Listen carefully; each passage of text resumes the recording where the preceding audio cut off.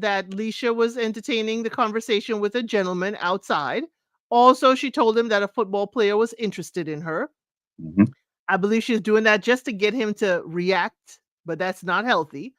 But also, she says, "Hey, if this don't work out with you, I have a football player to lay back on."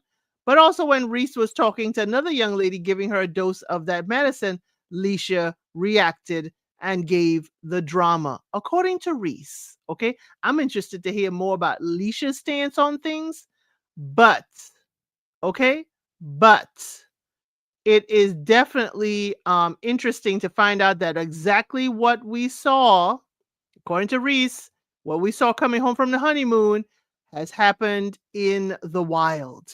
What are your thoughts on Leisha and Reese? Because they ain't together no more. Yeah, I mean, my first thought was Leisha's got previous form on this. The honeymoon, she left the seated area to go and sit next to another guy and chat for an hour, like talk to him for an hour, like random dude on the honeymoon on the way there. And she was intoxicated and had thrown up on herself too at some point. So that's the type of stuff that Reese clearly is not a fan of. So fast forward to the end of the experiment when they're out together. Like you said, they were in a nightclub, I think, and Reese had seen her with another dude. She was sitting there conversing, and he decided to converse with some lady that was in the place in the same vicinity. Now, Leisha uh, went over and basically accused him of trying to flirt with and chat up this girl. So Reese is saying, well, I'm doing exactly what you were doing when you were over talking to this random dude. So what's the problem, right? So that must have caused a scene. And Reese was just like, oh no, we're in public and we're doing this. Oh no, it's a double standard, too much drama. And Leisha is a very emotional person. Not just, everybody has emotions, but she expresses her emotions a lot. She's very quick to break down and cry and make a scene about things. And at times I would wonder why Reese doesn't console her as much. But I think it's because she's played that card so often, he's just kind of like, I'm sick and tired of it now. And I also think the feedback from the experts was correct. I think Leisha tends to use tactics to try and make Reese jealous in order for him to get a reaction, give a reaction. Or she uses it as a way to get him to want to be close to her. And it backfires every time because he's just like, no, that's too much drama. Just communicate. He just likes things simple. Seems like a very simple guy to, speak to. You say your bit, he says his bit, and that's how you resolve things, right? But she seems to be more of, okay, well, I'm going to do this to try and get you to do this. And if you don't like me, you don't love me, then there's something wrong with me. That's what she keeps on verbalizing. So I can kind of see where Reese is coming from on that. Yeah, I can see it with what you are saying. I could totally see it because it seems like she pushes forward to get a reaction, and Reese's reaction is like, more, and I mean this, wholeheartedly, it's like a turtle to pull away and get into a shell or just go away because he doesn't want this whole dust up. He doesn't want somebody trying to flare up his emotions. He wants chill. He wants relax. Let's get along. Let's just have a good time. But tell me directly, hey, I don't like this. I don't like that. I'd rather do this. I'd rather do that. Don't try and get to me, round the side door. Don't try and get me to profess any kind of affection by saying someone else is interested in you. Because Reese is the type like, oh, they are? Okay, then bye. He's the type, bye. I wish you well. Go find the happiness you deserve. Now, Mm. what I did appreciate about Reese that I wasn't too keen on at first is usually when someone says, I don't like the drama, they usually are drama, but Reese was not. It's very rare to find that because usually I don't want the drama. The person is the eye of the storm. And Reese is more, I don't want the drama. I'm not bringing drama. I'm not doing drama. We ain't about drama. He has been chill. Now, Leisha, I think Leisha really wanted, as she said, the fairy tale. She wanted the love. She wanted the Prince Charming effect. It was like, for me, watching Leisha, it was like an avalanche. She wanted that so much that she was doing so much, but it wasn't what was needed in order to give that effect. If she would have just chilled, and he told her that we saw at least twice, chillax, chill out, calm down. It will happen if it is going to happen. But again, it's the fairy. I think the fairy tales have done us a disservice, ladies and gents. I think the fairy tales have done us a disservice because those are what written, produced, directed by people. That is not real life. Mm. But I do wish that she finds whatever form of fairy tale that she wants in her life. Mhm. Anything else about this couple?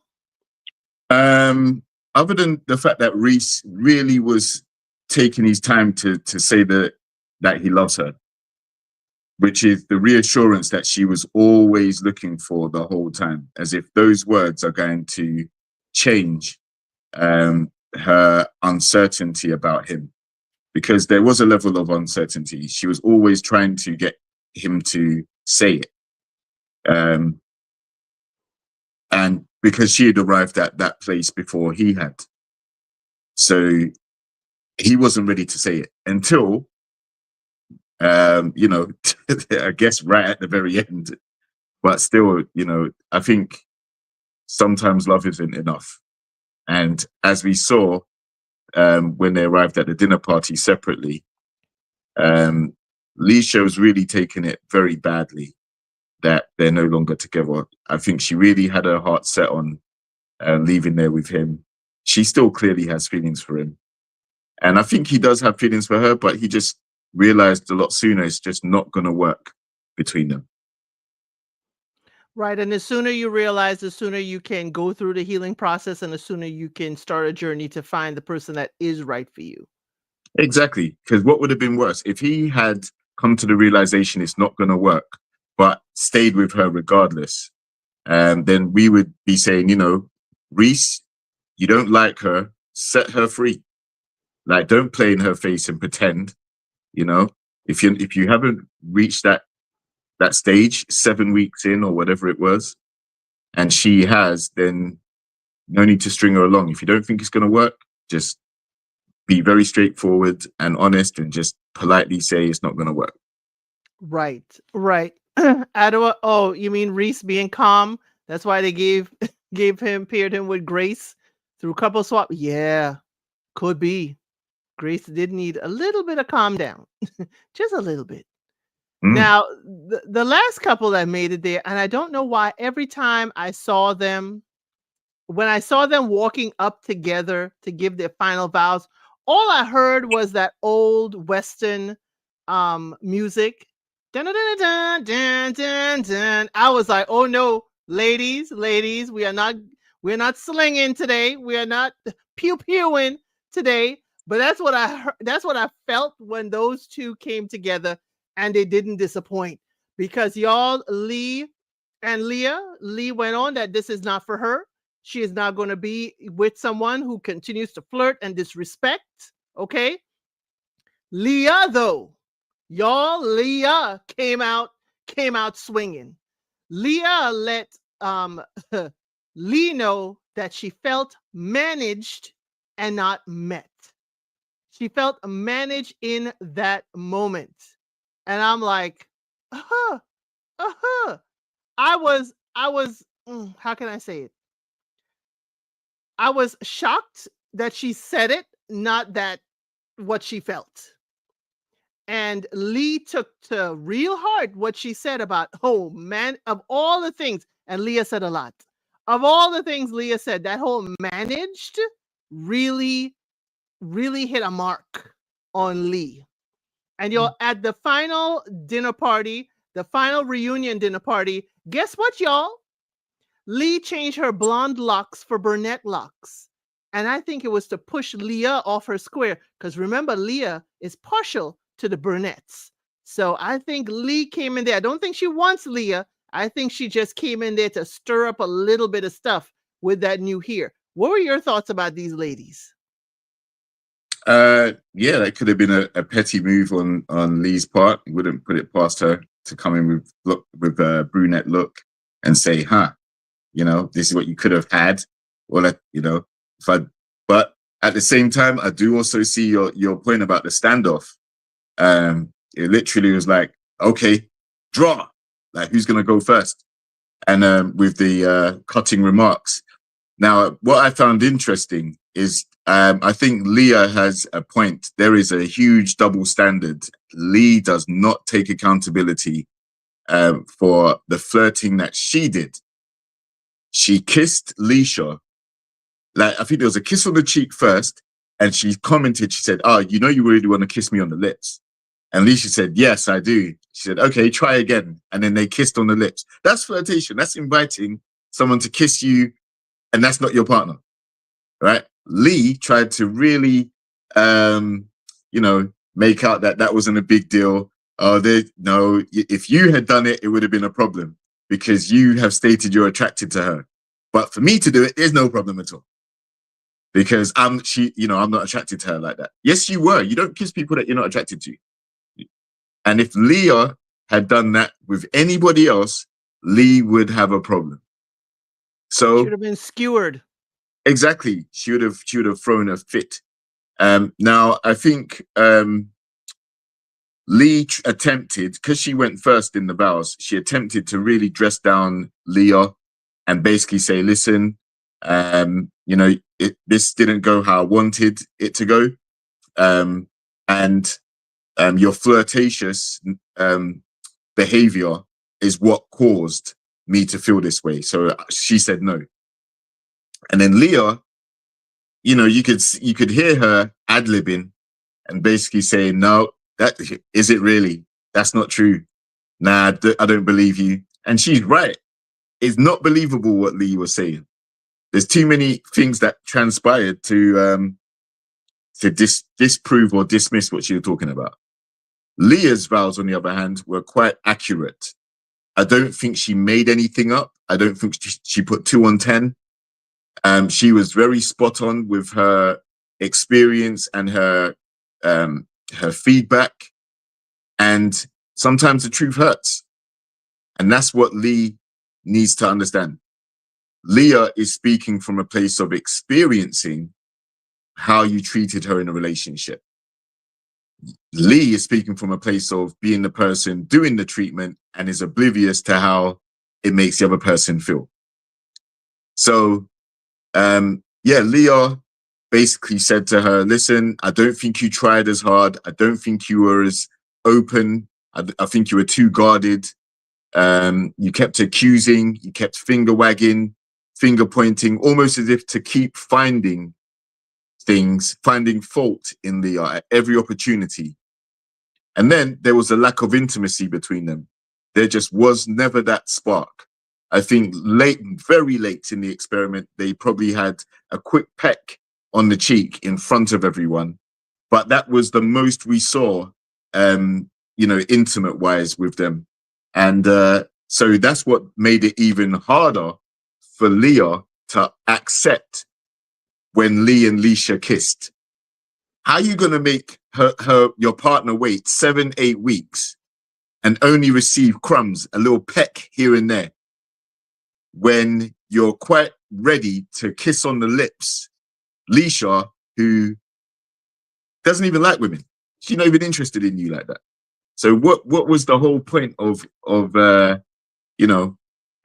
chastising Leah when Lee can't take accountability for what she did? I mean, to be diabolical, I understand what Lee was doing when she kissed Leisha. okay? To be diabolical, okay? Oh, this is the girl you had the partner swap with. This is the one you went and had your bottomless mimosas, okay? Y'all were, you said you weren't flirting with her, but she was on your phone. But guess what? I got a kiss from her. That's the diabolicalness of it. I Well, got a kiss from her. there was something even more diabolical that took place, and that's at the dinner party.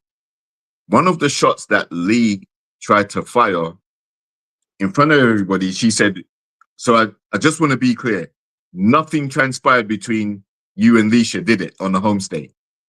And I felt that was to be messy. Yes. She was Yes. under the cosh, she was under fire from what Leah was saying to her. And she decided, you know what, I'm going to throw out this to cause, some dissension and just, make my escape because it's getting too hot. So that insinuation obviously angered Leisha as well. Because Leisha is like, how dare you? I'm in a Right. relationship already with Reese. We don't need to have this conversation right now. Why are you trying to ruin my relationship because of what you're going through with your girl? So I thought that was very petty and very messy for Lee to do that. Yeah, to deflect drama to Leisha, already knowing that Reese don't like drama. I was expecting Reese to speak up. Maybe he did and it was cut out, but I was expecting Reese to say something about what was transpiring. But yes, Leah definitely, she let it all out on the line in her final vow. She stood her ground with everything, and she wasn't as mean as she could have been because Leah was the one planning all the dates. Did we see Lee plan a date? Did No, we see Lee take Leah out and do anything? no. So Leah is saying, I'm doing all this effort. I'm still being chastised. I'm being diminished. I'm being Mm-hmm, dressed down. Even when I don't do something, I'm paying penance for your previous relationships. mm-hmm. Now, I'm not Or, saying that Leah, could be, all innocent, because it could be that since she's not getting anything from Lee that we're seeing, she could be seeking just regular, chat and companionship for anybody on the cast. yeah, listen, she was always trying to keep Leah in the cat house. Notice I said cat house, not the dog house, because they're women. Um, Always trying to keep her in the cat house, always trying to chastise her, always trying to push her away or freeze her out for something that she might have said or done. Um, and so I can understand when Leah said she felt managed. Also, when the couples all got together, Lee again was being very petty. As soon as Leisha walked in the door, no, I think it was Leisha. She said, "Oh, look, the woman that I was gonna sleep with, or something like that. No, the Yes. woman that I kissed." And she walked over to go and greet her and give her a hug. And that led to the conversation that allowed Reese to be filled in on what happened. Lee sat down with him and said, "Yeah, I kissed Leisha. Basically, it was nothing. It was just a kiss on the cheek." Because I think, um, you know, rightly, Reese had to be informed about what happened. Um, and you could see how he took it. He wasn't really peed off with it. It seemed like he was just disappointed that it was another thing that had been happening in the relationship. But he wasn't jealous. And what I did do, thank you for those in my comments that told me about Leah's interview out there. I did go look at it. Leah does have ADHD, and I think she also said a form of being neurodivergent. And in some instances, she's like, how she was very open about it. You know how I behave. You know how I've explained to you how sometimes these moments can make me feel. And it was still being, her being put in that position. She was talking about Lee. She's saying that the experts didn't, the experts kind of knew not to ask her certain things, not to push her to certain things. Production too knew not to push her in group settings, but she was very disappointed in Lee in certain times when things were done that she felt Lee should have known to basically handle her more gently in those moments. So I did see that, I didn't see anything different in that interview to how Leah presented herself on the show. I mean, I would love to have a conversation with Leah and Lee, but Lee is just, I could see her just the same as she was presented on the show. I don't see a drastic change in any personality or even how she carries herself. Anything else on this couple? Because I was like, ooh, it was rough, but I was like, ooh, Leah, I knew you had it in you, but you came with it. The cat claws came out. Oh my word, it was something else. So those were the couples. Those were the couples that made it to final vows. Okay. So let's go through the others um that also ran. Paul and Anita. Let's get this out the way. Let's get Yeah. this out the way. Paul and Anita. Okay, so Paul wasn't there for one of the events, but he did come for the final the final dinner party and the final couch session, which they did make it to the couch. Anita felt she was cheated out of the experiment. She felt like she came there for a marriage and this was her, I guess, last ditch effort. Paul said this journey has helped him to find himself. Now or start the journey to find himself.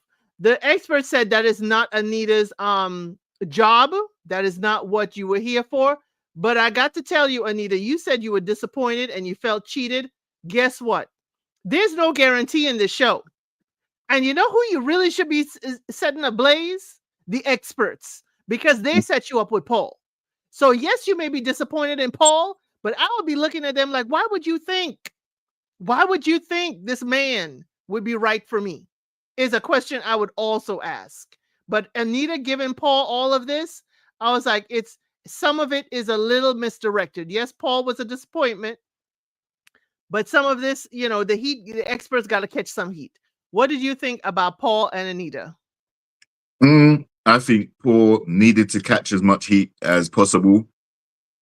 But at the same, yeah, I mean, he put no effort into the process at all. I'm not even sure what he was there for.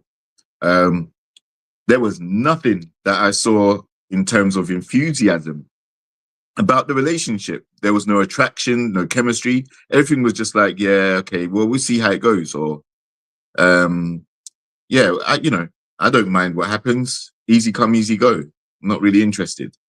Very nonchalant. Whereas Anita really wanted some passion. She wanted her Shirley Valentine moment, or Stella got her groove back moment. She wanted to meet someone, rekindle that flame, relight that fire, that passion, someone to grow together with. I had to stop myself from saying the O word, but yeah, she wants someone to grow with. At this stage in life, you can tell she's looking for a companion, some good fun, some good times, good memories. And Paul just was never it, never even looked like being it. However, saying that, I think she was very performative in her reaction when Paul and her finally came face to face. That whole thing of, I'm going to feel sick. I feel sick. He repulses you that much that you want to feel sick. Come on. And it's not nerves because you're in front of the camera. You've been in front of the camera. You've had your wedding day. You've done all of that stuff. But I could also see why she would be boiling over with anger and feeling cheated. So that when she decided to get up and leave, she saw him making a beeline for her and she decided to push someone in the way and then get out. I thought that was a little bit too much, but I think it was Leo. yeah, like push Leo in front. Like I said, I can understand there being some bad feeling like she's cheated, but I just think it was a little bit performative. But the guy just didn't make no effort whatsoever. Now that moment you're talking about, I'm going to prepare a short for that to come up this week, where Anita slipped by Paul so she doesn't have to say hello to him when he enters the dinner party. But yeah, I wouldn't, I would give Paul some heat, but the thing is, we didn't stay there long. We didn't stay there long. I too was wondering why the visceral reaction to Paul. Yes, he was a disappointment. Yes, he did not, provide exactly what you were looking for in a mate or anything like that. But the visceral reaction threw me. I was like, I was like, did we miss something?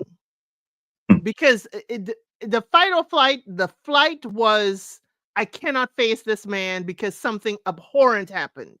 Mm, That's how I took it. And I said, production, what did we miss? Because mm, this type of reaction can't be with a man that you didn't even move into the suites with. You always exactly. live separately from him. So I was like, at first, very, very scared. And then I was like, this is a performance. Hmm.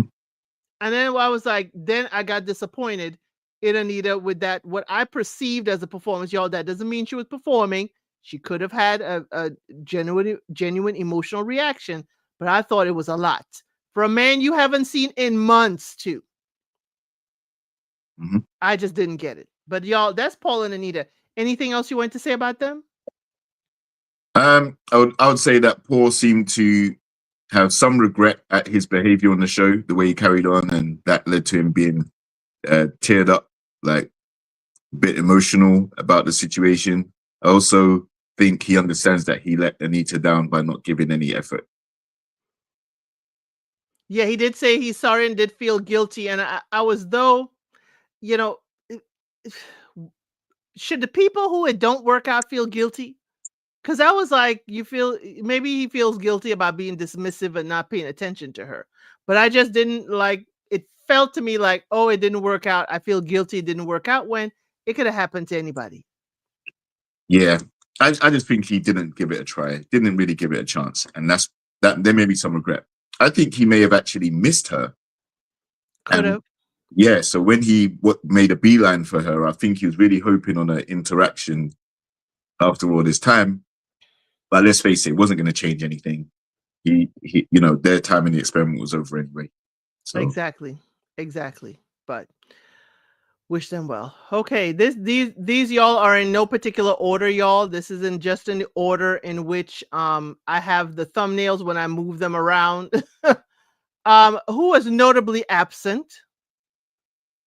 yep, Ashley and Grace. good grace. Notably absent. We Hmm. didn't even hear they were invited and declined to be here. We didn't even hear that. Hmm. That Ashley says nothing out in social media, nothing at all. He's just having drinks with some of the other maths participants. That's Hmm. about it. That's all we hear from him. Yep. Grace, we still hear her talking about how Ashley has behaved throughout the experiment. That was the last post I saw her, because people are coming at her in the comments. And y'all, please don't do that.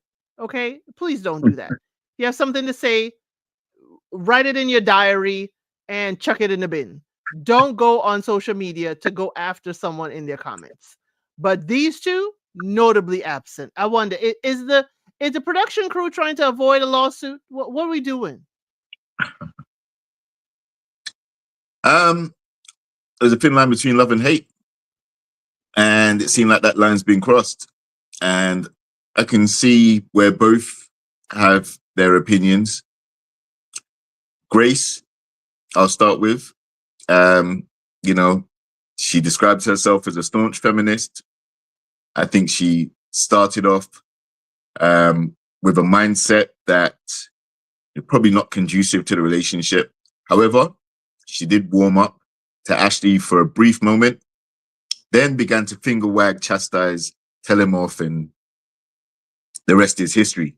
From Ashley's perspective, I think being a single, jovial guy in the manner that he is, I think a lot of his jokes and one-liners and conversation talking points as a single person don't quite translate into a relationship format with someone like Grace, and that caused problems for him because she was ready to pull him up on anything that made her, um, disappointed or upset or unhappy. It could be a joke, it could be him touching her, it could be something about, do you like my outfit? Yeah, well, I prefer you wear this outfit.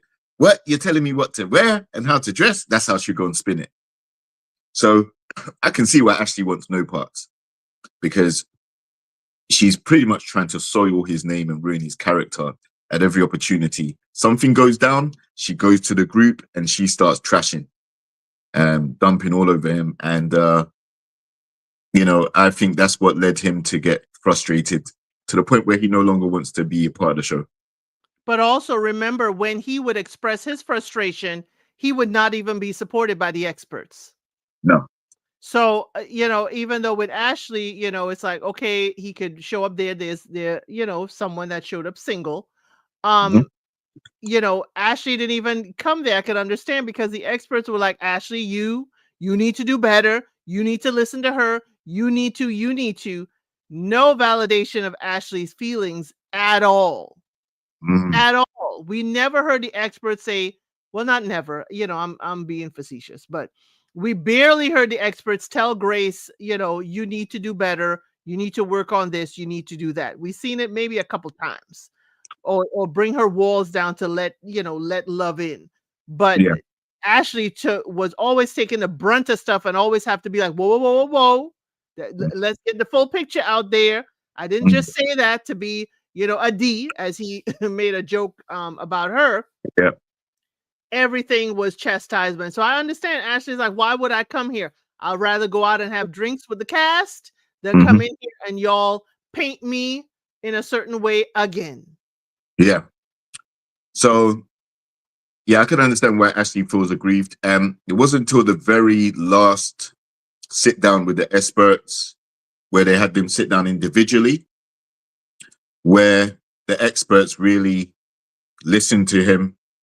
And even still, they gave him constructive criticism and feedback based on what they'd heard from Grace and also what he'd said to them. But I think Ashley was always trying to give context for things, because the way Yes. that Grace was putting it out there made it seem a lot worse than it actually was. It made it seem like there was always something malicious or nefarious. And he was like, no, I'm just a jovial guy. I'm just trying to have a good time and get to know her and this, that, the other. As I said, the jokes didn't land, so that a lot of the attempts just backfired. Now, I do think that them not coming back was a good thing, because it would have just been mudslinging. I don't think they have anything positive to say to each other, and it could have been pretty contentious. So not seeing them, yeah, I was a little bit surprised, but I can also understand why. Yeah, I can understand it as well. We're not going to discount how Grace went through and had this experience of Ashley, and we're not going to discount how Ashley had his experience with Grace. Mhm. Both people, I think, each person has a valid point, but again, they were not quick to forgive and move on, or one was Mm. quick to move on in some instances, and one would hold on to stuff. And if you want to have a go at a relationship, when you let go of something, you got to let it go. It cannot pile up, in the storeroom, because then there'll be Mm. no room for anything else. Well, you're right. And unfortunately, it's a part of that Jezebel spirit where you try and collect information from the person. It's like you pretend to get to know them. Then as they share and open up with you, you really stop taking and doing inventory on everything they're saying. Then when you get into a negative space, you start throwing out everything that they've divulged to you in confidence, in their vulnerability, and you start weaponizing it to try and chastise them into getting them to do what you want them to do. And I noticed Grace was doing that a lot. So I'm not going to, like you said, I'm not going to diminish her experience of Ashley, because she really struggled to connect with him at times. I think she misunderstood him at times. Not Sometimes intentionally, sometimes not intentionally. But the fact is, it was enough to trigger her almost every day.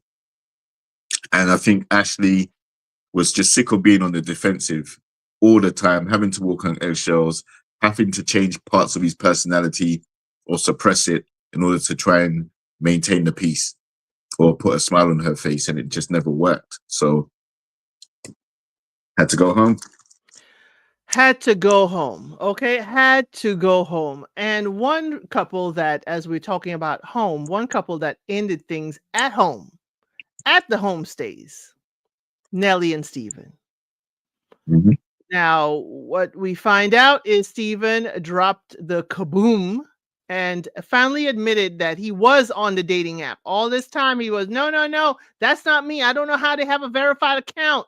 And no, no, no, I swear. And now he is declaring, after swearing, that he did have that dating app account. He did apologize to Nelly, and they found it to be a sincere apology. And Nelly, got her voice. We find out too he was texting Julia Ruth. He was texting her through and saying, "Hey, I want to come knock on your door. You would be the only one that's able to take me from my wife." He was sending that, and he said he was doing that in order to hurt Nelly. Stephen, that was absolutely cruel punishment. I don't know why you would do that to anyone. Just write leave. Just write leave. But Nelly had her say, even at the dinner party, Nelly got to ask someone, I think she got to ask anyone a question, but you know, she says a lot of it was a farce. He says the right things because folks are watching and the cameras are on. And I think Nelly, that did summarize Stephen very much so in most of what's going on. And Nelly did see, here's also where production was cruel, but they do it. They show most of the couples what happened. Nelly saw that Stephen and April were flirting, and she saw that Stephen made breakfast in bed for April. And I wish we had asked April about the whole thing. We saw April's devastated face, but we didn't hear April's reaction. What did you think about Nelly and Stephen? Yeah, so I definitely think that Stephen got caught, and he went from saying he was on a dating app until a few years ago, and he's been banned from there. So it's not possible for him to have logged in. Then his final admission, it was actually him the whole time. He was actually scrolling and still active on there looking for a partner. So Stephen, I definitely agree with you, El Cid. Just write no. All this performative, I'll stay for another week for now. Or I'll stay because if I don't do everything that you want me to do, then I'm gone. Dude, just leave, bruv. All right? Your attraction faded for Nelly pretty soon after the ceremony. And that could be due to a multitude of reasons. You're entitled if you don't feel the connection's working, if you don't feel like she's the relationship's going to be what you think it was on the day of the wedding, you're allowed to change your mind. You're allowed to write leave. That's why they have you on the couch every single week. Now, for someone that doesn't like drama, Stephen definitely creates quite a significant amount of it for himself. And by staying longer than he needed to, he created more and more drama. Dude, just leave. But I will also say for Stephen, his chemistry with April far superseded that of Nelly. And that could have been a potential match. If there was going to be a cheating scandal, I would have thought that it would have been Stephen and April based on the couple swap and their chemistry and their interaction. But evidently, as far as we know, by both of them, nothing actually happened. But I would have liked to have seen more questions about that homestay and how they felt about each other. I really, really thought that. Nelly finding her voice. To be honest, I heard enough of Nelly's voice the whole season. To be honest, she was quite vocal. She was quite outspoken. She, I don't think she kept quiet once. So I didn't understand that part. But she was vindicated at the end with her assumptions, and I think she's disappointed in Stephen, and also disappointed at coming on a TV show like this. This is I think she's a dentist, or yeah, I think she's a doctor or a dentist or something like that. You know, she's taken time out of work in a field where, you know, she's caring for people and doing all these different things. And she's taken that time out to come and trust this experiment, trust this process. And I think she feels Stephen let her down a lot. Not just Stephen, but even Julia Ruthless as well, and what transpired there. And finally, I'll just land my plane with Stephen and Julia Ruthless.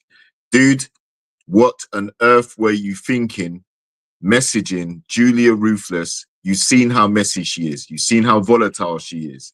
You've seen how disrespectful she can be. You've seen the monologues. She called you out for being with people before you even came on the show and tried to put your business out there.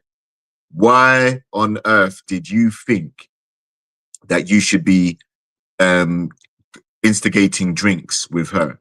You know, oh, I live nearby to where you live. Come down and let's go for a drink sometime. Oh no.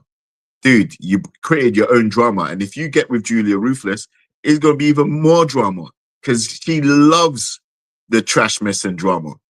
That's what Julia Ruthless came here for. So, Stephen, if you want a quiet life and you want a loving partner, you've got a child already, dude, look for stability, look for calm, look for a nurturing partner. Yeah. You keep getting yourself into all these situations that you don't necessarily need to be in, bro. He And got that's 2 where I land. kids. 2 kids. Mm, right. 2 kids. Yes, definitely. You know, the expert did give him points for his courage for coming forward, coming forth. So, you know, definitely Stephen and as you call her, Julia Ruthless. Mhm. Um, they are the ones they under heavy fire and they still came and showed up. And, you know, that's as much respect as I can give. Mm. Yeah. Okay, next up, April and Leo.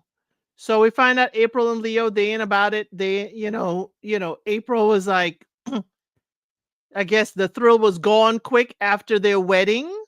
And April was, it seemed like they had a friendly, kind of banter, at least cordial.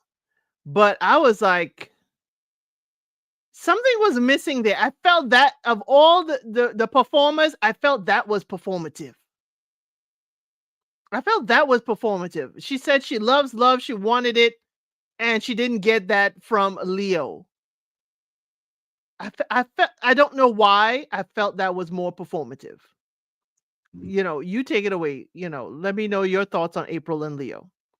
Well, she's gonna she's always gonna say that, you know, Leo needed to do something. He needed to uh act a certain way. His personality needed to change. She put a lot of emphasis on what he needed to do, as if he needs to wow her. He needs to really impress her for him to stand a chance of it working. And I don't think um, that was a place where Leo could thrive in. I don't think he was comfortable. You're asking him to be someone he's not, pretty much. And he can only be himself. I don't think he knows how to be anyone else. He might be quite plain, quite bland, quite deadpan. Um, but the chemistry just was not there from the start. Leo, I think, tried to do things a little bit more. He tried to be a little bit more malleable, try and put a smile on her face, maybe take her out to dinner, we heard. Always paid the bill, tried to treat her like a lady, but he just never got anything back. Um, Now, there was some scolding going on from April's side as well. And looking at the way Leo comes across, I don't think he would have taken that, very warm and received that well. But he tried. I think he stuck it out. With April, the only time her monotone changed is when she went on the couple swap with Stephen. Other than that, she was quite flat, quite bland, and came across quite boring, to be honest. Definitely not interested. But when Stephen was there, we saw a whole different side to April. Now, she also was pinpointing Ashley as the type of guy that she would like to be with. So I think it would have been really interesting to ask the question, okay, so you obviously had a connection with Stephen. If you weren't married to Leo on the show, and obviously Stephen wasn't with Nelly, is that the type of connection you would have liked to explore? Or would you still have been interested in Ashley since you picked him multiple times as the type of guy you would ideally like to be with? I think that would have been a very interesting question for April, and sadly, we never got the answer to that. Exactly. The thing is, these two people are going to meet up each other in these county fairs when she's got to be providing the hot dogs and he's got to do the hot dog contest. Mm-hmm. But they will see each other, I do think that she felt, a connection somewhat with Steven, but I think she kind of like pulled back. It was just eventually became friendly banter. Steven just showed her that, it doesn't have to be so much of a try hard, like she does with Leo. Yeah, I agree. But I wish Yeah. we'd asked her that breakfast in bed. How do you feel about it now that Nelly is seeing this? I wish we went there. Mm-hmm. Same here. Yeah, I think this one was kind of doomed.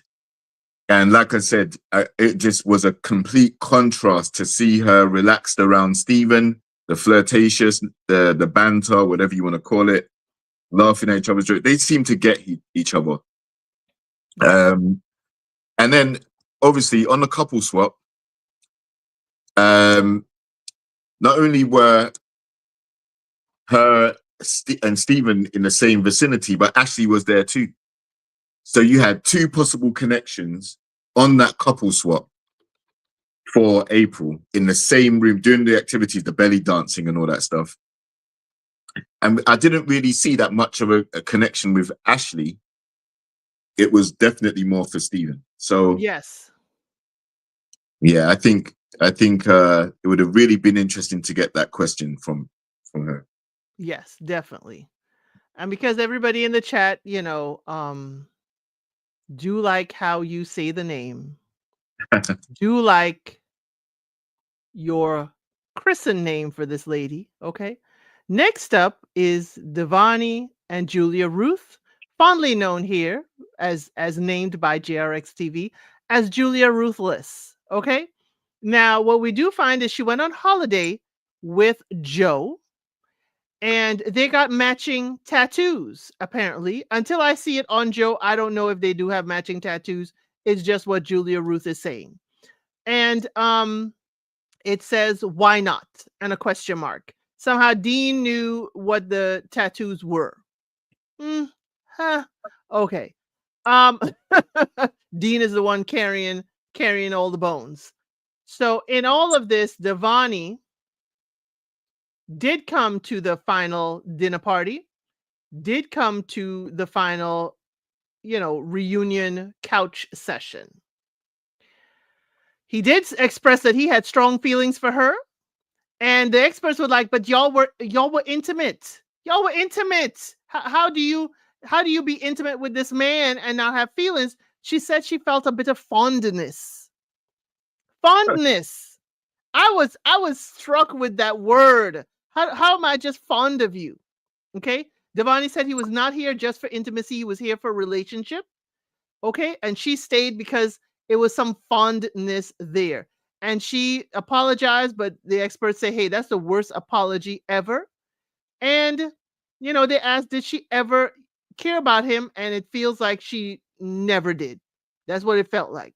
So she reached out to many people. She said how she got in touch with Joe. She reached out to many people and it escalated with Joe to a Jet2 holiday. Okay. Where she and Joe got it on. Now, however you feel about it, they were done with the experiment. They were technically single, but it was like single for a couple hours. But she did say her at the dinner party, she said the worst thing she felt bad about was hurting Maeve and hurting Nelly. And then people had to push her to say, well, you hurt Devani. And she's like, yeah. So they both said, Devani said his takeaway is not being too forward with his feelings. She said her takeaway is to be thoughtful and respectful towards people. I'm getting people, did not include her husband. What are your thoughts? Because I know you got thoughts for Julia Ruthless. I'll just clear my throat for this one. Okay. So Divani, you definitely put the div in Divani. Dude, it seems like he was extremely attracted to her and was extremely optimistic and hopeful about the relationship with her. There is nothing inherently wrong with that. The problem is when she started to show signs that she wasn't attracted to you, which was from day 2, she didn't really care about your feelings. She didn't really want to validate your side of the relationship, like your experience of her. Everything was about her, and her performative monologues were draining. So Devani really should have, and I know it may have been difficult because he wanted the process to work. He'd come on the show, thought this attractive lady, in his opinion, she'd a 10 in his eyes. So he really wanted it to work. I can't necessarily say he's wrong for that, but I can also say he was very delusional. The disrespect that she was dishing out, the constant criticisms, the manipulation that she was doing on him, as well as all of the other cast members, telling him one thing, sleeping with him towards the couple couch weeks, just so that they could show a united front. But then as soon as they've committed on the couch, go back to trashing him to all the other cast members. That was extremely diabolical and extremely terrible and bad mind for her to do that. So that's how you know she weren't feeling him. I get it. All of the dominoes started to fall into place much later for Devani than everybody else. Everybody else had come to the conclusion that this relationship was doomed based on what Julia Ruth was saying to them. But Devani didn't know what Julia Ruth was saying. So, like I said, I do give him some grace for that. But the writing was on the wall when you found out. And you should have, instead of writing stay to try and give her a chance to make amends, dude, you should have been out of there, bro. When you're sitting on the couch offering her blanket and she's talking about, no, I don't want it, thank you, or whatever bro, she does not like you. So you have to understand, nothing you're going to do is going to win her over. So that's Devani. With Julia Ruthless, however, listen, another person who creates her own drama, her own trash, her own hostility. She brings it all on herself, all that heat. She loves it. She revels in it in 1 minute. In the confessionals, all the performative lipstick, walking, strutting down the street in slow motion. She loves the performative nature of it. What she doesn't like is being called out for her mess that she kept on doing. Yeah. So we've already discussed that at length, the manipulative aspects of what she was doing. But there was maliciousness in what she was doing as well. Why? Because 2 days after coming off the show, you're messaging other people's former husbands. Now, not only were you messaging them, right? You've gone on a holiday, right? You've got to know Joe in a very short space of time, right? You've slept together with him, like you were intimate with him with no problems whatsoever, right? For some deluded reason, after knowing this dude for 48 hours or whatever it was, you went and got a tattoo, a permanent message engraved on your body after knowing for 3 days. There's something not right up here. Like, definitely not right. And then that was to show off the fact that you'd spent time with Joe. You've got a mark on you now to say, look, I got this from, it's on the back of her calf, I think. I got this from my time away with Joe after the experiment. That's what she wanted to do. She really wanted to come back to the reunion and rub it in everybody's face. Oh, well, I didn't leave with Devani, but I ended up with Joe. But luckily, Joe knew what was up, and Joe said, "Nah, this was just a holiday fling. This was just something to do. I needed a companion for holiday. You decided you wanted to come along. We smashed. I dashed. I'm sorry, Julia Ruthless. I don't want no parts of a relationship with you. You would bring more drama than Maeve. So, and you're performative. So, and you would blow up the spot. I'm sorry, no." So Joe left. But what did Miss Julia Ruthless do? She decided, okay, well, now I'm going to move on to Stephen. So she DM'd Stephen after coming back from the holiday with Joe. So just when you think, you know, you've had Devani, you've had Joe, now you're trying to strike up another connection with the dude that you've been eyeing up throughout the whole experiment. She's wanted Stephen the whole time. And so she came in wanting to brag. You know, she didn't want to come in talking about I got dumped by Joe. She wanted to come in saying, I'm going on a date with Stephen, the man of my dreams. That's what she really wanted to do. Rub it in Nelly's face. She's made a few snarky comments towards Nelly, not being strong enough. And, oh, so sad. Your man doesn't want you. He wants someone like me. You know, things like that. So everything she did was with malicious intent. There's no doubt about it. It wasn't an accident. You didn't trip and fall and land on the plane. You didn't accidentally pack your luggage to go to sunny Spain or Marbella or wherever it was. And you definitely didn't trip, fall and land in the bed or the balcony or the beach or wherever you did what you was doing. All right. The fact of the matter is it was very calculated and it was all performative to try and come out like the queen bee, come out like the girl on top. Right. So no, she created her own mess, her own drama. She didn't care about Devani knowing about the tattoo and her sleeping with Joe and her messaging Stephen. She didn't care about how Nelly felt. She didn't care about how Maeve felt when she was getting into bed with Joe. She didn't care about none of those things. All that she cared about was she's going to get what she wants and she's going to create as much mess and drama as possible so that she has a memorable time on the show. That's all it was about. And then once the show ends, she can go back to her pop career and basically make skits and mock the experiment for her music videos for these new age pop songs that she's trying to create. All very performative, all designed to get an opportunity. She was not there for the right reasons. I don't think it matters who she was paired with. I think Julia Ruthless is self-centered and all that mattered was stepping on people to get what she wanted to get. Now, nothing beats a Jet 2 holiday, okay? But this holiday that Julia Ruth had with with Joe, maybe that is a Freudian slip. With Joe, here's my thing. She's saying this, she has lied before.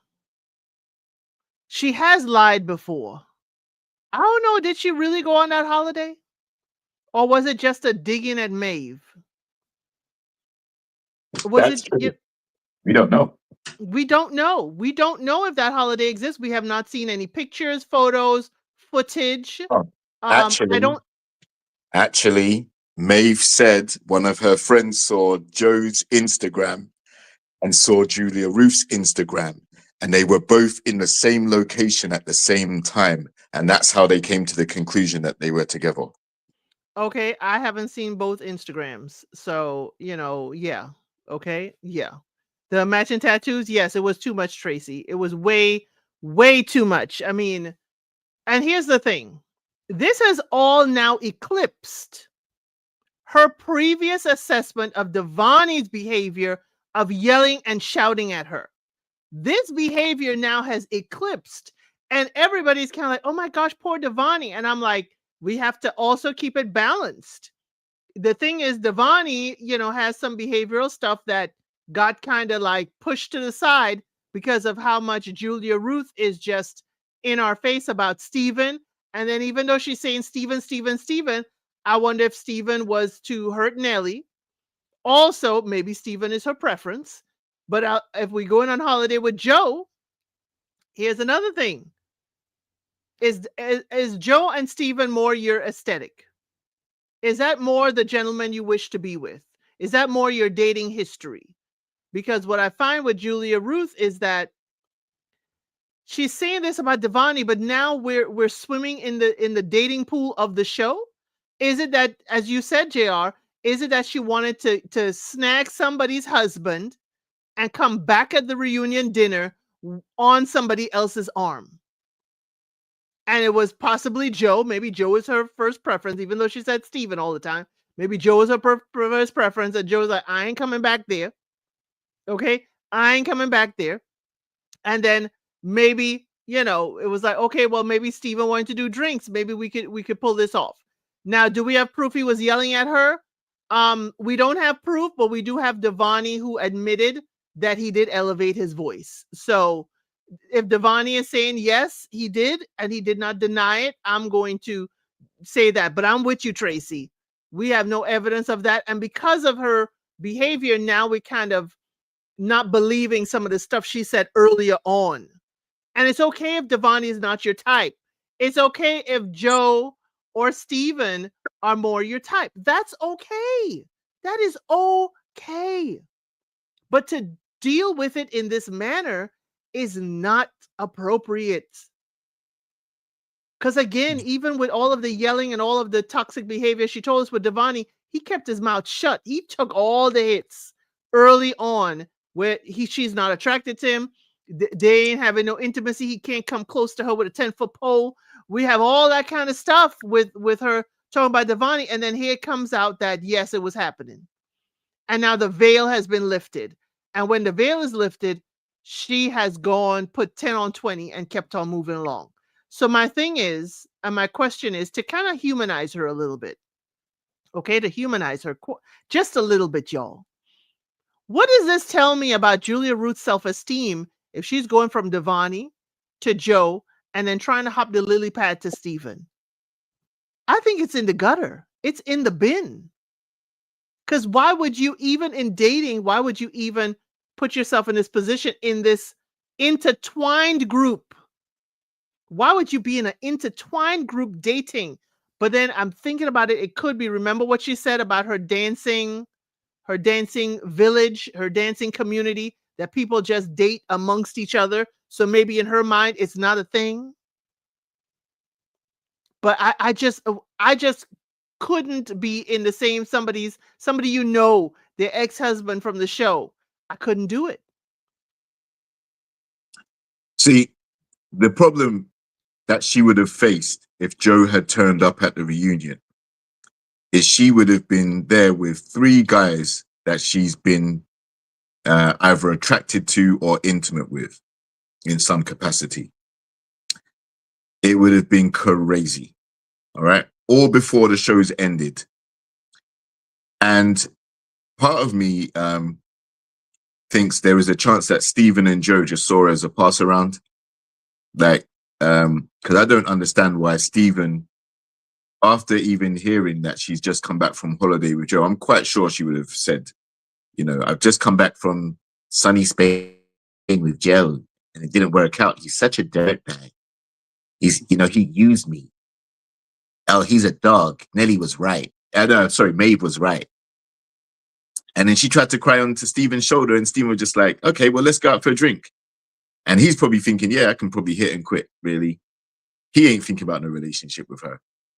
Now, to get tattooed, she's got it's not his name. At least it wasn't Joe's name. But to get a tattoo with someone else, and then a day or 2 later, you're back in town and you're messaging to hook up with another dude from the show.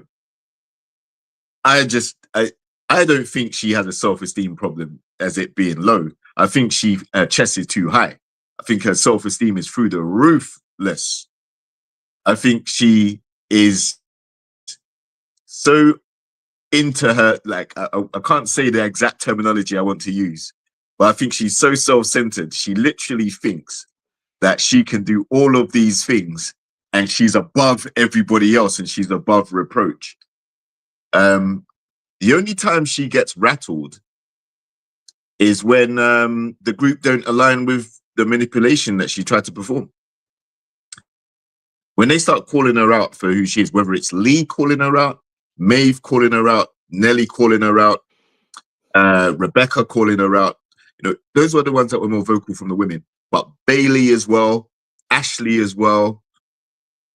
Um, she had she had quite a few people that were saying to her, Julia, you are treating Devani like trash, and the way you have behaved is abhorrent.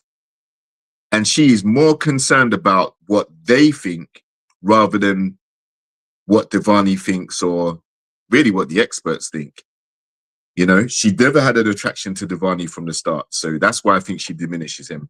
And with regards to Devani raising his voice, I've seen Devani lash out on this show. I paid attention. He did lash out a few times. He used a lot of expletives. And I think he was definitely trying to affirm some type of control and dominance in some situations. But she looked at him as a diminutive little, almost like a minion from the movies. Yes. She was just like, nah, man, you can raise your voice as much as you want. You still ain't going to be as tall as Steven or Joe. You're not going to be my type. So you're like a little chihuahua, Devani. You're yapping, but you don't scare me. She would never be afraid to lose someone like Devani. Why? Because she's got options. And she considers those options to be Stephen and Joe, and they played into it. They fell right into a trap. Not saying that they did it blindly. They must have known. I think they were in on it because the guys do talk. They have been in settings together for 7 or 8 weeks, so I know they've exchanged numbers and they're pretty much pals. So if Joe had shared something with Ashley, I'm quite sure Ashley would have shared it. If he had shared something with Dean, I'm quite sure it would have got out amongst the guys. So if Joe and her really did go on this holiday and spend that time together, I'm quite sure somebody in the group knew about it well before Maeve. But I will also say, Maeve, well done to Maeve for calling out Julia Ruthless. Obviously, we're going to get to, we're there now. Maeve, the way she cannot control her temper is the problem. She gets extremely irate very quickly. And that's what put Julia Ruthless back in her shell. But it's also the same thing that drives someone like Joe away from her. The emotional regulation, it's just not there. She's quick to lash out, but she's also quick to cry. And there's a lot of pent-up frustration there. If anyone has probably low self-esteem, it's probably Maeve. Yes.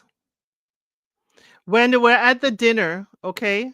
When they were at the dinner, yes, JR is every time he says something, JR, I'm sorry, I gotta play this. I hate to be shady unless I really have to. I hate you being shady today, but we love it. We love it. We love it round here. And you have to be shady, okay?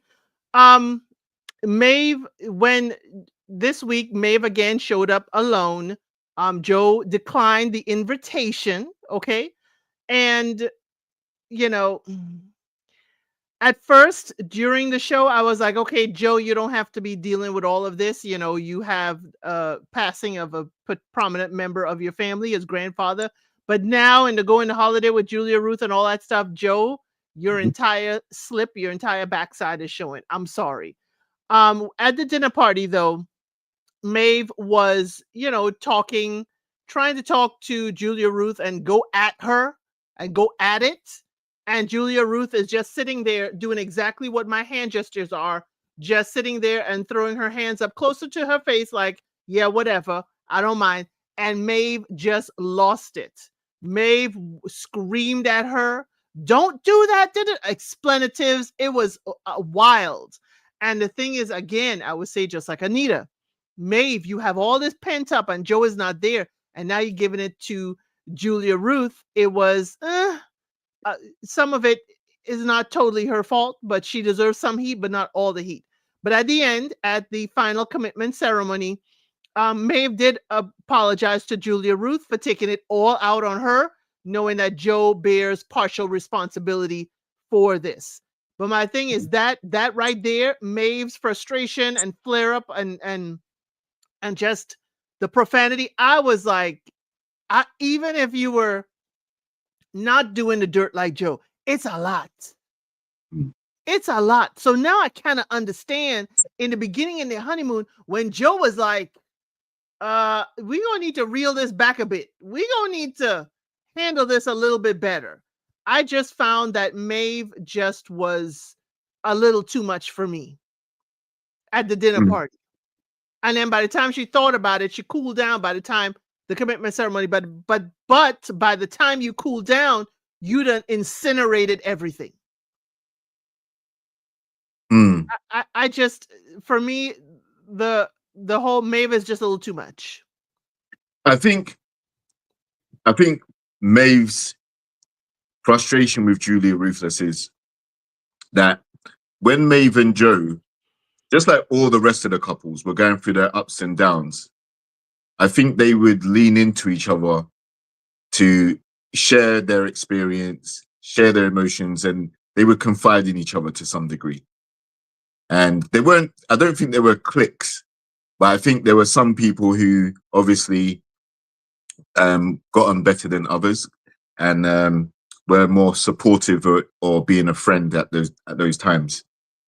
So I think Maeve is extremely disappointed to hear about Julia Ruth because she's been there the whole time listening to Maeve discuss her ups and downs with Joe. So then to go and do what she did, go on holiday and sleep with him and all the rest of it, how are you a girl's girl? Like, how are you, my friend, supporting me when I was telling you all these things about Joe? Were you scheming on him? Were you plotting then to get with him? Were you attracted to him back then, but not saying anything? So you're a snake. That's what I think Maeve's point was. Like, she felt betrayed. And I don't think Julia Ruth really cared, which is why she's giving the hand gestures, because she's like, so what? You know, I never liked you anyway. I'm not your friend. I'm not friends with no one here other than Davide. So, and we know why that is. You know, we've seen Julia Ruth's best friends. Yes. So, yes. Right. So, she's not really a girl's girl like that. She's Mrs. Still Your Man. If you know, don't trust none of your men around Julia Ruthless because she will plot and scheme if she thinks she could do a better job than you at being their girlfriend or wife or whatever. So, yeah, she was really. I think Maeve was really justified in being hurt, but again, the erratic nature of her temper. Yes, it's confrontational. Yes, it's explosive. Yes, some people might say, "Go on, Maeve. Yeah, like give it." But no, at the end of the day, it's poor regulation. She doesn't articulate herself well, and when she gets frustrated, it just it turns into her shouting and screaming, and that's when she loses the room. So, yeah, unfortunately, they didn't make it. I think Joe did make the right decision to not continue the relationship. The manner in which he did it, I don't necessarily agree with.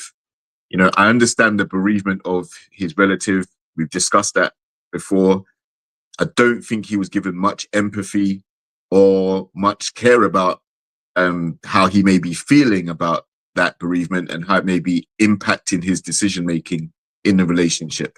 But at the end of the day, as soon as he left the experiment, he decided to hop on a plane and go with somebody else's wife. So I'm not sure if I can even give him the grace to say that he was particularly feeling a certain way. He was away for a long enough period to obviously step away from the show. But when he came back, 30 seconds later, he was back in the car driving back to town, having left the marriage. Well, come And I on. think I don't blame him for being back in the car with the reception that Maeve gave him. The first thing she was Yeah. like, "You got to be kidding me, really?" Yeah, I don't blame him, Michael. I was like, "Girl, could he sit down? Could you ask him how is your family? How is your mom taking this?" No, she don't care. No, apparently not. Apparently not, because it was heat right on, and he had to be like, "What?" can I say something without being interrupted? I Yeah. gave him the benefit of the doubt of grieving and all that until she reared up at him, and then he Mm. left. And I was like, yeah, I would have even left the show. But again, people deal with, you know, the whole grieving process. I didn't like, as I said before, y'all, that everybody else was cleaving onto Maeve and not seeing how Maeve was treating him. Mhm. They weren't married to Maeve.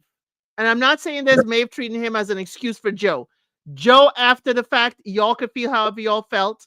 He gonna say he was single, he was no longer part of the experiment, and he went on Mhm. vacation with somebody else's ex-wife because they both left the experiment. However you feel about that, I feel it's too soon. I feel it's too much in the mix of everybody else. It's a little, it's too tacky. It's too close. You know, Mhm. it's too close. But for me, I gave him benefit of doubt until, you know, he left. And then when you're hearing all this other thing and the matching tattoo, I need to see the tattoo on Joe for me to understand it's matching. Because she could just say it's matching tattoos. But Absolutely. Joe not coming there, Joe was done with the show. And with done with the show, he was done with Maeve. And I wonder if this was just a catalyst to say, hey, I can safely, part of my contract, because this is a life-changing experience, I can leave the show because of it. Mm. I mean, And, really. and I'll say Joe was smart to not turn up. The amount of heat he would have got, he would have got Maeve in his face. He would have had Julia Ruth going off on him for dumping her after pumping her. Excuse my French. Um, you know, it would have been too messy. And he doesn't like drama, so he decided, no, you guys handle it. I did what I did, and I'm not coming back. Bye. Wow, you really going there. You really going there today. You are really, and I'm loving it. I'm loving it because I got to say this. And you're a meanie to most people. Am I mean? Mean as fuck. Oh, Peter, please. Today you are, and we loving it. You know, this is the last episode, y'all. And you know, JR is gonna let it all hang out. I'm gonna let it hang out just so much, you know, but hey, we gonna let him have it. And I have reached out to many of the cast members, and I hope if any of them are watching or anyone who knows them, you're certainly welcome to come here for interviews. You know, you are welcome to come here. You can see all of our recaps, see exactly what we've said, our interpretation, and we welcome you coming to tell us that production didn't get it right. Things were moved around. You're welcome to come here and have your piece. Is there anything else about Maeve and Joe that you'd like to say? No, not necessarily. Also, actually, there is one thing. I would like to know how tight Joe and Devani are, because that would have been I can imagine Devani hearing that Joe had slept with his girl. You know, maybe he had thought they were better friends than that. So that was a level of betrayal as well between Joe and Devani, sleeping with your boy, your homeboy's girlfriend. Not good. I would more like to ask of Ashley because Ashley was kind of like a sounding board for Devani, and Ashley was also a sounding board for But Joe. Joe, I would uh-huh. like to ask Ashley, you in the middle of this, what do you think? Looking at Mhm. both sides of the men, and you know, ooh, and Maeve was real. I have a short for this coming up, y'all. At the dinner party, right across from Maeve, Stephen was sitting between Julia Ruth and Nellie, and she's like, "How do you feel tonight, Stephen? Yeah. Sitting between you two ladies." Mm-hmm. Yep. Now Absolutely. that Maeve, that's the kind of shade we could take. Not the Hmm. we could Yeah. take the how are you feeling between the two ladies? Okay. Hmm. How you feel? You good? And That let's we be could real. take. That could also be another factor why Ashley didn't come back. Not just his relationship with Grace, but the fact that if he had come back, he would have been caught between what he knows about Joe and Julia Ruth going on holiday, and also the fact that he's cool with Devani too. So he would have been caught up in another situation. Not only that, if Joe showed up, Joe would have been like, "Yo, man, you told my business." But Yep. again, it's not a matter of told my business. Joe knows the film was running. So at the end, Maeve did see the footage of the Yep. two men, you know, in Hmm. the Turkish bath without a shirt on. We did see the two men there chatting, and he said, "Am I, you know, madly in love with her? No. Do I have love for her? Yes." But Hmm. immediately they kind of like focused on he's not madly in love with her. Yeah, because, and that was unfortunate because he never said anything inherently wrong. What Right. he basically was saying that he's not at the same place where she is at in the relationship. Right. Similar to what we covered earlier with, who was it? Who arrived at love before the other person? John Abigail and and John. Abby. Yeah, right. John said it first. Abigail, she didn't say it instinctively back to him. She waited until she felt it and then she said it. She expressed it. And I think Joe, I don't think he I think he felt like he was never gonna reach that place where he could say it back. There's too much turbulence for him. He wants a calm life. He seems to like that, he's reformed from the wild party days. I think he just wants to chill and find a nice, pleasant, calm partner. But then it flies in the face of all of that to go and mess with Julia Ruthless because she is not this docile, nurturing, calm person. She's almost the same as Maeve. She's very volatile and very performative too. As you So, said, he probably was there because, it was, just a good time. It mhm, was just a good time. yeah, But Joe did tell Maeve he was on holiday alone. So he was lying even then, possibly. mhm, Okay. yeah, Okay. So to our last couple. Okay. We're going to calm down. We're going to end it on fire. Dean and Sarah. Apparently, Sarah did look quite good. Dean came into the final dinner party with a little gag gift. He put fake tattoos up his neck. They said, "Hey, it looked good on you." I didn't think so, but they told him that it looked good on him, and he was doing it as like a little jokey gab, but he still has feelings for Sarah. And here's where I have a problem with this, Sarah. They're saying that they talk almost every day, and Sarah also has him coming out and hanging out not only with her but with her dad. Okay. mhm, And when you are introducing and having this man encouraging around your father, it is giving a certain note that this man could be important in my life. mhm. So again, Dean has strong feelings for Sarah, and this is not helping. Sarah was finally told, hey, this can be confusing. It could be seen as leading him on, even though you don't want to. But doing this, which I think is a smoothing out for the PR stunt, doing this so you don't look so bad after all you did all week, or all season, sorry. It is giving Dean definitely mixed signals. Mixed signals. So my thoughts are, Sarah, you need to cut it off with Dean and talk to him maybe once a month. Once a month. Right. If those tattoos were real, I would say somebody needs to commit Dean. I'm sorry. I'm sorry. Yes, he seemed delusional, and she might like him, but yeah, she never would. And she says she never will. So I think it was very gracious. Now the experts said they were, a little bit more, further along. And now I think Sarah learned how she can let him down gently. What are your thoughts on this? It's definitely mixed messages from Sarah. That's for sure. Dean is like a love-struck puppy. Um, this dude did the very performative, and I'm not surprised by how performative he was because he was performative the whole time on the show. They're not raps, they're not poems. I don't know what they were.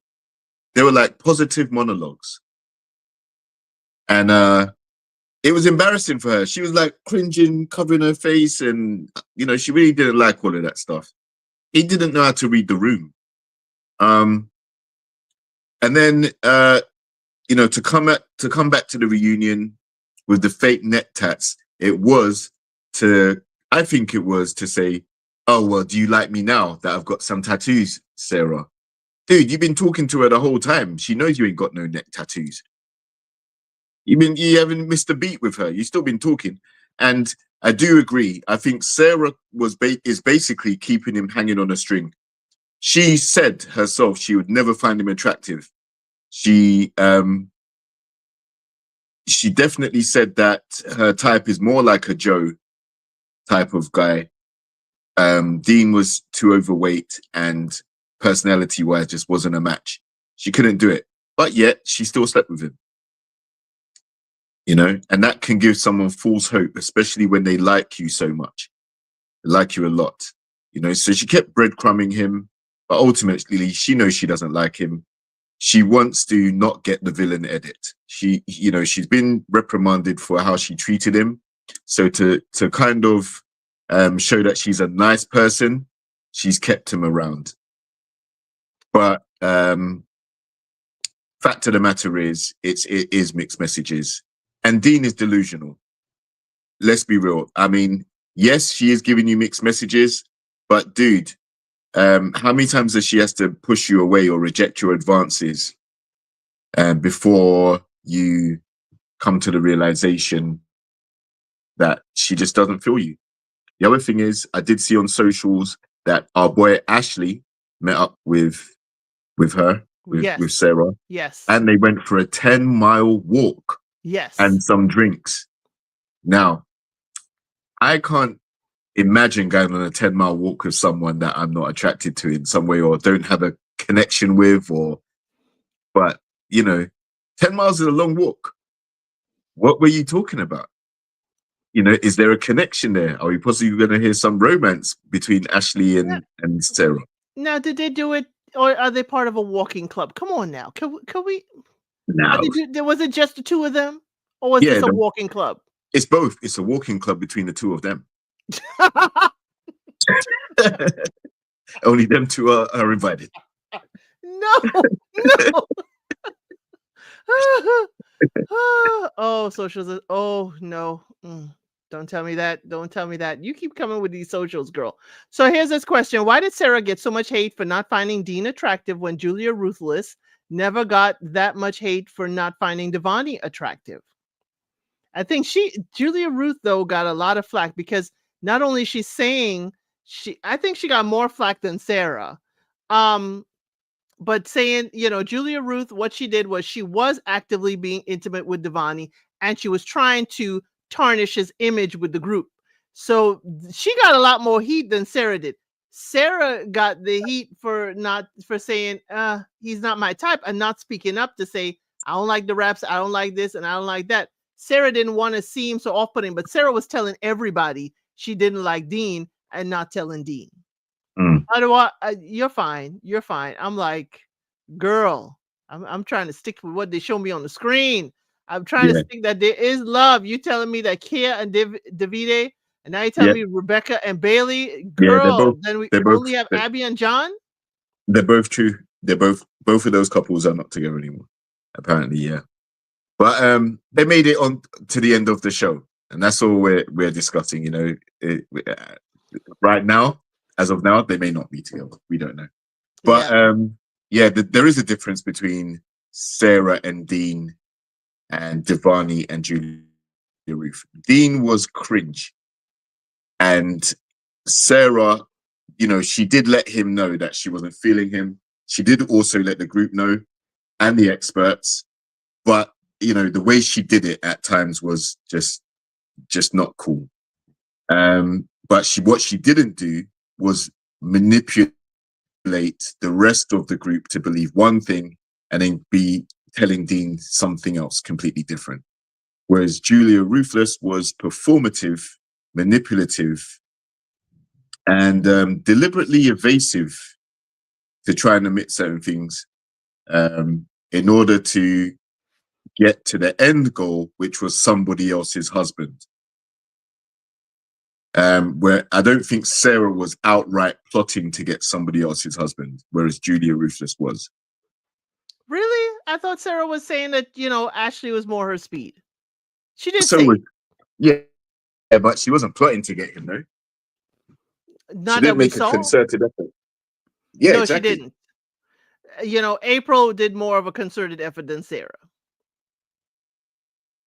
Yeah, I would say April's chemistry with Steven is just crazy. So yeah. Yeah. Yeah. No, I mean, concerted effort would keep on saying Ashley's name constantly was Yeah, more of yeah, a yeah. concerted effort than Sarah ever did. No, Sarah just was trying to keep the stiff arm to keep Dean away from her, trying to keep that stiff arm going. Mm-hmm. And Dean is just Absolutely. holding out hope. You cannot have, Sarah, you cannot have this man mingling and commingling with your dad. You cannot. Again, you cannot. And coming He, to town all the way to Scotland to come and right. stay down there for visits. Yeah, Yes. leading him on too much. That is a lead on. That is, it may not be intentional, but that's a lead on. But I think what the intent was to smooth it over for reunion so we could say we're really good friends Yeah. and get ahead of the press and getting on Sarah. Little did Sarah know she didn't have to do all this because everybody's focus will be on Stephen and Julia Ruth. Mm-hmm. You didn't have to do all that, Sarah. And I wonder what your thoughts are now, Sarah, about like, daggone it, I didn't have to invite you all the way down. So y'all, these are all the couples, of course, minus Paul and Anita that were, said leave. Very first couple to say leave. But these were all the folks that were a part of this season. We do appreciate it. We did not get a cheating scandal. We did not get a cheating scandal. Shout out to Wilco's Rehashed on YouTube. We didn't get a cheating scandal, which we usually get definitely on Australia. But this was very interesting season. What are your thoughts on wrapping up the season? Yeah, I mean, we didn't get an actual cheating scandal with couples that were on the show actively, but we just narrowly missed it by 2 days with Julia Ruthless and Joe. So I think there was enough trash, mess, and drama, as Wilco says. It kept us entertained at times. I did think, when we got to probably the late 20s in episodes, I was thinking, man, it's about time to wrap this up. I've really seen enough now. It's how is it going to end? And to get to 36 episodes, boy, just a little bit too much. Yes, 36 episodes. Yeah, it was quite a bit. So this was certainly a wonderful season. UK, this is season 10. I'm sure you have been renewed for season 11 UK because this was really, really well done. I really um enjoyed most of it. But to say that, Ottawa just popped my bubble and let us know that Bailey and Rebecca and Kia and Davide are not together presently. So that leaves Abby and John. That's why I took the comments off. That's why Abby and John, who are in the far corner, because they were one of the last couples to get married, they are our success stories. Okay. They are our success stories for this season. You're fine, Ottawa. Nothing to apologize for. It sprinkles a little extra seasoning into the sauce and we love it. Don't apologize. Um, but y'all, as I said, it's been a wonderful season. I have reached out to a lot of the cast members to see if they would interview with me. I'm just happy that Channel 4 it does allow me to be able to see it from over here in the United States. But definitely, JR and I will be back for other shows, which I'm hoping it would be Married at First Sight Australia. That's another favorite of his and mine. So that comes back in January of 2026. I think at the tail end of January. And Married at First Sight Australia. If y'all thought UK had spice, okay? If y'all thought UK had spice, y'all ain't ready for Australia. And it would behoove you to go look at last season. And they do cover as many episodes, 30 something episodes like UK. And they drop it from like Sunday to Thursday, or Sunday to Wednesday. But definitely we'll be back for Married at First Sight, Australia. Definitely. JRX TV, tell the people where they can find you. Yeah, you can find me on Instagram, JRXTV on your IG. On TikTok, you can find me as JRXTV on your FYP. for your page. Yeah, you can find me on there. And YouTube, Life is Reality or Mr. VIP. I'm JRX TV. And I do reviews on these reality dating TV shows on the YouTube. Instagram is more for health, fitness, wealth, well-being. I'm a consultant on all those things, so I'm there too. And TikTok is just for fun, a lot of travel experiences, may see some gym stuff and a few other things. I also go live to discuss NBA basketball and a few other different hobbies and interests of mine. So yeah, check me out. Yes, please check him out. He's loads of fun. Either platform, okay? Loads of fun, especially IG and TikTok. Loads of fun. I will be here doing Ready to Love. I do a live watch on Fridays while the show is on OWN, and I also do a recap on Tuesdays. Later on today at 5 p.m. EST, we are doing Unsolicited Advice, where we give advice to folks who have asked the internet for advice. Members, we have our Member Monday tomorrow, Monday at 8 p.m. EST, where I have a lovely bachelor, which he thinks that the best thing about him is that he makes sure he comes second. Okay, do with that as you will. Okay, we will see his entire video footage and the bachelorette that we're going to cover in Dump or Date. Also on Friday is Unscripted, where whatever you, the audience, want to talk about at 5 p.m. EST, we will talk about. That's what we will do. And the week of Thanksgiving, the following week, not this week, the following week, I'm off from work, much needed time off. And I will probably be going live every day. And members, I have some jewels for you. I have been cooking some stuff in the back, and I will be putting it out for y'all. Some wonderful things we're going to be involved in, members, that you will need a separate link for you to get to for us to have some, enjoyable time and experiences out here while we watch these shows, recap and review. So please look out for those posts, and please look out for that, certainly that information. Okay? Love is Blind Italy starts December 1st. I put that post out there. The trailer is out already.